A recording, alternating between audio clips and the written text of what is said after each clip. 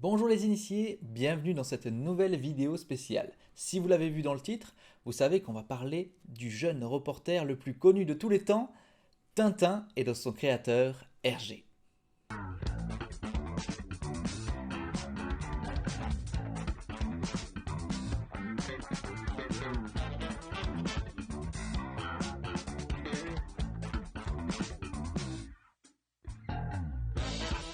Créé en 1929, le personnage de Tintin n'a jamais arrêté de connaître le succès et de battre les records. Le dernier record date du mois dernier. Adjugé à 3,2 millions d'euros à un collectionneur privé, ce dessin à l'encre de Chine, aquarelle et gouache sur papier réalisé par Hergé pour l'album Le Lotus Bleu paru en 1936 devient en effet l'œuvre originale la plus chère au monde. Mais outre le fait de passionner les tintinophiles, l'œuvre de Hergé rassemble toutes les générations depuis sa création. 24 albums dont un inachevé, plusieurs films, une série animée et d'innombrables produits dérivés ont conduit le personnage de Tintin à dépasser le statut de simple bande dessinée pour devenir celui d'icône artistique. À l'origine des Tintins, il y a un homme, et cet homme c'est Georges Rémy alias Hergé. En 1925, Georges termine ses études et cherche du travail. Il est engagé dans un journal, le XXe siècle, dirigé par l'abbé Norbert Wallez, à l'esprit plutôt conservatiste. Quelques années plus tard, Hergé veut créer quelque chose de nouveau. Il prend donc les planches de Totor, un personnage qu'il a créé auparavant, et lui rajoute quelques détails. Un fox terrier, nommé Milou, une houppette. Il modifie un peu son prénom, Tintin, et lui donne un métier, reporter. Et c'est ainsi que la plus fameuse des BD belges est créée. Je me suis contenté de faire un petit rond, un cercle, une petite mèche pour donner un accent. Comme ça, j'étais certain que ce personnage, on le reconnaîtrait de dessin en dessin et de semaine en semaine. L'abbé Wallez remarque tout de suite un grand potentiel dans Tintin. Il commande une histoire à Georges et de cette façon, en 1930, apparaît le tout premier album, Tintin au pays des soviets, où le héros part en Russie, encore communiste à l'époque.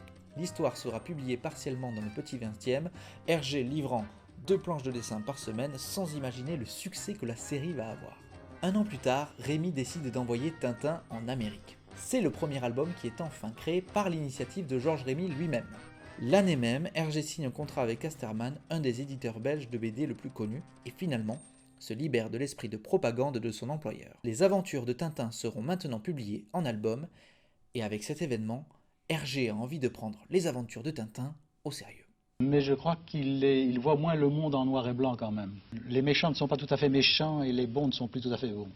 Il commence alors à se forger un style graphique et narratif bien particulier et qui sera nommé en 1977 la ligne claire. Ce style se compose d'éléments plutôt sobres mais éloquents. À l'époque, les planches de bande dessinée comportent toujours 4 bandes et une dizaine de vignettes. Hergé, lui, joue avec la taille et la forme des cases en fonction de l'effet visuel recherché. En visualisant ces albums, nous pouvons constater que l'ensemble de la composition est clair et net. La bande dessinée passe d'une case à l'autre en ne montrant que les principaux moments de l'action, tandis que les autres ne sont que simplement suggérés.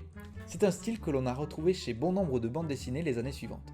Je dirais même plus. Les années passent et Hergé publie systématiquement un nouvel album tous les 15 mois. Mais en 1939, la Seconde Guerre mondiale commence et Georges est mobilisé et envoyé au nord de la Belgique. Mais la guerre ne lui fait pas oublier la BD. Il envoie 2 planches des aventures de Tintin par semaine à ses supérieurs en y introduisant de nouveaux personnages très forts et très expressifs. Les Dupont, le capitaine Haddock et le professeur Tournesol, qui sont aujourd'hui tous devenus cultes. Parmi les personnages de la série, on retrouve donc Archibald Haddock qui fête cette année ses 80 ans et qui est célèbre pour ses jurons et son caractère d'agiter du bocal. Suivre cette piste, nous allons bien savoir.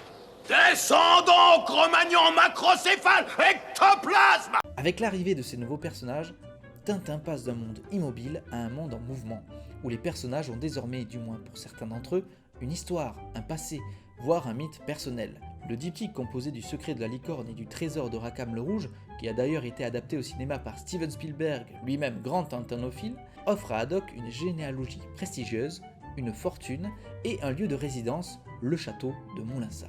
Ce dernier devient la résidence officielle de toute la famille tintinesque qui s'y retrouve presque à chaque épisode.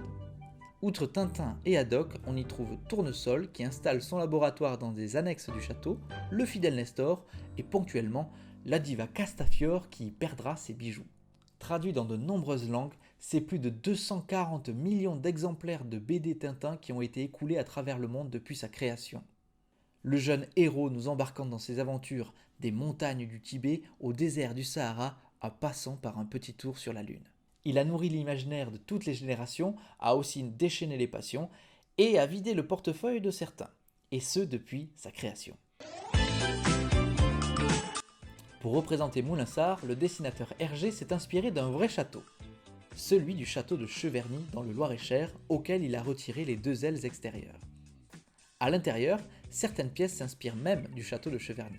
Je crois que Tintin, c'est une partie de moi-même qui aurait voulu être un héros, qui aurait voulu être un reporter. Et c'est fini pour aujourd'hui, merci d'avoir regardé cette vidéo. Si vous l'avez appréciée, n'hésitez pas à cliquer sur le pouce bleu, à citer votre Tintin préféré dans les commentaires et n'oubliez pas de vous abonner. Et ainsi vous deviendrez un initié.